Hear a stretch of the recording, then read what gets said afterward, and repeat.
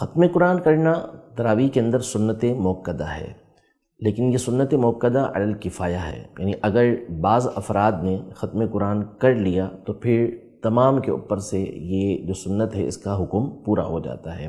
جیسے عام طور پہ ہمارے یہاں مساجد کے اندر ختم قرآن کیا جاتا ہے اور کثیر تعداد میں لوگ سن لیتے ہیں، تو اس طرح ختم قرآن کی جو سنت ہے وہ ادا ہو گئی۔ لیکن یہاں دو چیزیں ہیں۔ نمبر ایک یہ کہ ختم قرآن کرنے کے بعد بعض لوگ یہ سمجھتے ہیں کہ گویا کہ اب تراویح بھی ہم پر سے ختم ہو گئی، تو ایسا نہیں ہے۔ تراویح ایک الگ سنت موقدہ ہے جو ہر ایک کے اوپر مقرر ہے جو اس نے پڑھنی ہے، اور دوسرا ختم قرآن یہ جداگانہ سنت ہے، وہ علی الکفایہ۔ کفایہ کا مطلب کہ چند کر لیں تو بعض چند کرنے کی وجہ سے باقی سب کے اوپر سے وہ کام پورا ہو جاتا ہے۔